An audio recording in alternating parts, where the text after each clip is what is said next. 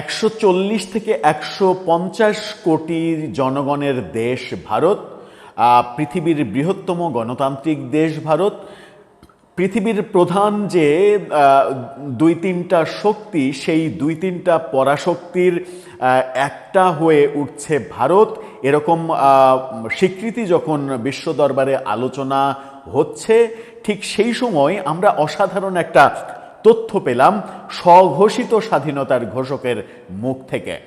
স্বঘোষিত স্বাধীনতার ঘোষক কে বাংলাদেশে সম্প্রতি? তিনি কর্নেল ওলি। কর্নেল ওলি এই ভদ্রলোক, যিনি মহান মুক্তিযুদ্ধের বীর মুক্তিযোদ্ধা, তিনি নিজেকে স্বাধীনতার ঘোষক দাবি করেছেন। তিনিই প্রথম স্বাধীনতার ঘোষণা দিয়েছেন। তিনি এবার দাবি করছেন যে এই 140 কোটি জনগণের দেশ ভারত, এই ভারত নাকি শেখ হাসিনার পরামর্শে চলছে, অর্থাৎ ভারতকে পরিচালনা করছেন শেখ হাসিনা। আমার মনে হয় যে কর্নেল ওলির এই বক্তব্যের জন্য, তার বক্তব্য নিয়ে আলোচনা তো ডিটেল আলোচনা করব, শুরুতেই বলি যে এই বক্তব্যের জন্য আমার মনে হয় যে সায়েন্স ফিকশনে অথবা নতুন একটা ধারা যোগ করে কাল্পনিক মানে নোবেল যদি হয়, যে কাল্পনিক নোবেলে ভূষিত করার ব্যাপার থাকে, কিংবা প্রফেসর ইউনূস নিজে চাইলে এমন করতে পারেন যে তার শান্তির নোবেলটা তিনি এই কর্নেল ওলিকে দিয়ে দিতে পারেন এই উপলক্ষে। এর চাইতে ভালো কথা পৃথিবীর ইতিহাসে, পৃথিবী সৃষ্টির পরে আর কেউ কখনো বলতে পারেননি, যেটা কর্নেল ওলি বলছেন যে শেখ হাসিনা ভারতকে চালাচ্ছে, শেখ হাসিনার নির্দেশনাতেই ভারত চলছে। যদি শেখ হাসিনা এত ক্ষমতাবান হন, তাহলে শেখ হাসিনার পতন হলো কেন 2024-এর 5 আগস্টে, সামান্য মানে এই ছাত্র আন্দোলনে? চলুন একটু জেনে দেখি কর্নেল ওলি কি বলছেন, কি বোঝাতে চাইছেন। মানে কারো আত্মীয় স্বজন যদি পাবনায় থাকেন, তাহলে তারা যোগাযোগ করবেন কিনা। থাকবেন পলিটিক্স টিভির নিয়মিত আয়োজনে।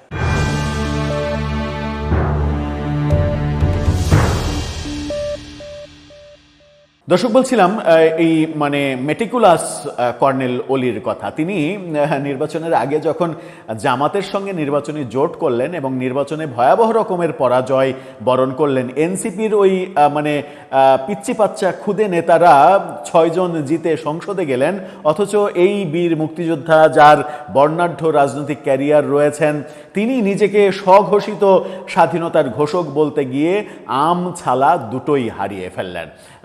নির্বাচনে প্রথমবারের মতো পরাজিত হলেন।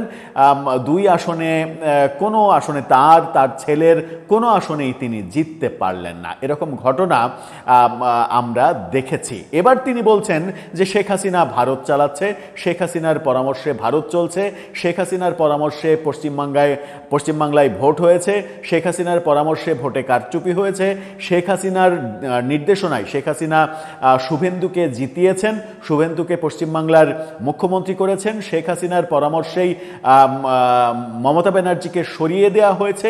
এত কিছু নাকি ভারতে হচ্ছে শেখ হাসিনার পরামর্শে। ভারতের প্রধানমন্ত্রী এই মুহূর্তে কি নরেন্দ্র মোদী নাকি শেখ হাসিনা, সেটাও আমার মনে হয় যে বিবেচনা করে দেখা উচিত এই মুহূর্তে। কি বলছেন তিনি? কালবেলার এই মেটিকুলাস মানে শিরোনামটা দেখে নিন। সেখানে বলা হচ্ছে যে হাসিনার পরামর্শে মমতাকে হারিয়ে শুভেন্দুকে বসানো হয়েছে কর্নেল ওলি। অর্থাৎ পশ্চিমবাংলার সম্প্রতি যে ভোট, সেই ভোটে এই মমতাকে যে সরিয়ে দেওয়া হয়েছে, সেখানে নাকি মেটিকুলাস ডিজাইন করে সরিয়ে দেওয়া হয়েছে, শুভেন্দুকে মুখ্যমন্ত্রী বানানো হয়েছে, এবং এই নির্বাচনটাকে কারচুপির নির্বাচন তিনি বলছেন, কারচুপি করা হয়েছে, এবং এই গোটা পরিকল্পনাটা বাস্তবায়ন করা হয়েছে শেখ হাসিনার পরামর্শে, শেখ হাসিনার দিক নির্দেশনায়। অর্থাৎ এখন শেখ হাসিনা, তাহলে প্রশ্ন উঠবে যে শেখ হাসিনা গোটা ভারত চালাচ্ছেন নাকি আপাতত পশ্চিমবঙ্গের দায়িত্বটা তার উপরে ছেড়ে দিয়েছেন নরেন্দ্র মোদী? কি বলছেন তিনি? তিনি বলছেন যে দেশে এখন বৈদেশিক বিনিয়োগ আসছে না, বড় বড় বিনিয়োগ যেগুলো ছিল সেগুলোও চলে যাচ্ছে, সমস্যা দিন দিন বৃদ্ধি পাচ্ছে। এই কথাগুলোর একটা কথাও কিন্তু প্রফেসর ইউনূসের আমলে তিনি বলেননি। প্রফেসর ইউনূসের আমলে যে বিনিয়োগ শূন্য ছিল, বাংলাদেশে একটি প্রাণী, একটা পিঁপড়া পর্যন্ত আসেনি, অথচ তার ওই মেটিকুলাস বিনিয়োগ বোর্ডের চেয়ারম্যানকে দিয়ে তিনি ঘটা করে কোটি কোটি টাকা খরচ করে বিনিয়োগ সম্মেলন করেছেন মানুষকে দেখানোর জন্য, একটা প্রেজেন্টেশন দিয়ে মানুষের আইওয়াশ করার চেষ্টা করেছেন। এই বক্তব্যগুলো তখন কিন্তু এই কর্নেল অলিরা একবারও দেননি। তিনি বলছেন যে সমস্যা দিন দিন বৃদ্ধি পাচ্ছে, আপনারা কিভাবে সরকার সামাল দেবেন প্রশ্ন করছেন। পত্রিকার পাতা খুললেই খুন আর খুন, একজন 4 জনকে গলা কেটে মারছে, এসব কেন হচ্ছে? মানুষের মনে শান্তি নাই, এজন্য সরকারই দায়ী। একবারও কি আপনি প্রফেসর ইউনূসকে এই কথাগুলো বলেছেন? এখন যখন তারেক রহমানের সরকারের দিকে আপনি আঙুল তুলছেন, আপনার প্রিয় প্রফেসর ইউনূস যে আপনার আবার নিজের এলাকার সন্তান, তিনি যা যা করেছেন, তার সরকার যা যা করেছেন, অবশ্য বলার কথাও নয়, কারণ আপনি যে জোটের অংশ হয়েছেন এবং যে জোটের লোকজনের পাশে আপনি বসতে এতটুকু দ্বিধা করেননি, যে আপনি মহান মুক্তিযুদ্ধ করেছেন, সেই মুক্তিযুদ্ধের বিপক্ষে যে দল ছিল কিংবা যে গোষ্ঠীরা ছিল তাদের সঙ্গে আপনি জোট করেছেন, নির্বাচন করেছেন, সেগুলো করতে যখন এতটুকু ভাবেননি, তখন প্রফেসর ইউনূসের সান্নিধ্য পেয়েই তো আপনারা এই কাজগুলো করেছেন। তো প্রফেসর ইউনূসের বিরুদ্ধে কেন বলবেন? কিন্তু মজার ব্যাপার হচ্ছে যে সেটা আলোচনার ব্যাপার নয়। তিনি যেটা বলছেন সেটা হচ্ছে যে গত কিছুদিন আগে পশ্চিমবঙ্গে নির্বাচন হয়েছে, সেখানেও বাংলাদেশ থেকে দীক্ষিত হয়ে মানে শেখ হাসিনা থেকে দীক্ষিত হয়ে হাসিনার পরামর্শে নরেন্দ্র মোদী এটা করেছেন, হাসিনার পরামর্শে ভোট ইঞ্জিনিয়ারিং করে মমতাকে হারিয়ে শুভেন্দু অধিকারীকে ক্ষমতায় বসানো হয়েছে। নির্বাচনে জেতার পর থেকে সেখানে সংখ্যালঘু মুসলমানদের ওপর নির্যাতন করা হচ্ছে। পত্রপত্রিকায় দেখলাম দু একদিনে সেখানে মুসলমানদের 360টির বেশি দোকান, মসজিদ ভেঙে লুটপাট করা হয়েছে। আমরা ভারত সরকারকে বলবো, আপনারা গরুটাকে সামলান, অর্থাৎ শুভেন্দুকে গরু বলছেন। এই হচ্ছে তার রাজনৈতিক শিষ্টাচার, এই হচ্ছে তার রাজনৈতিক কালচার। এত বছর জীবন সায়ান্নে এসেও এত দীর্ঘ রাজনৈতিক ক্যারিয়ারে তিনি এটাই শিখেছেন। তিনি বলছেন, ধর্মের লোকদের নিরাপত্তা দিন, ক্ষতিগ্রস্তদের ক্ষতিপূরণ দেন।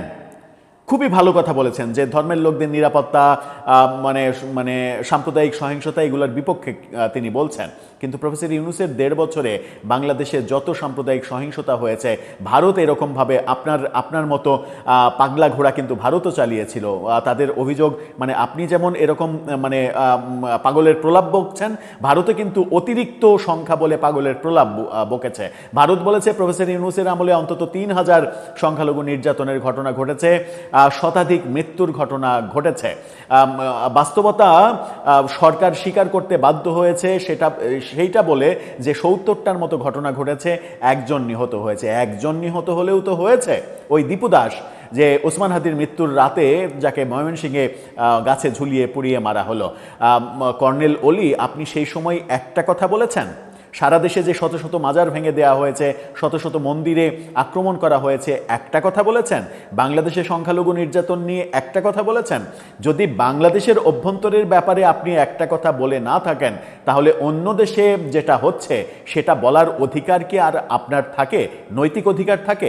যেটা বলছেন সেটা যদি ঘটে থাকে অবশ্যই ন্যাক্কারজনক ঘটনা, কিন্তু সেটা বলার নৈতিক অধিকার আপনার কি আছে, নাকি হারিয়ে ফেলেছেন প্রফেসর ইউনূসের আমলে নীরব ভূমিকা পালন করে? এবার আসা যাক মূল কথায়। তিনি বলছেন যে পশ্চিমবঙ্গের এই নির্বাচনের মেকানিজম, এটা শেখ হাসিনার পরামর্শে তৈরি করা হয়েছে, মমতা বন্দ্যোপাধ্যায়কে সরিয়ে দেওয়া হয়েছে এবং শুভেন্দুকে সেখানে মুখ্যমন্ত্রী করা হয়েছে।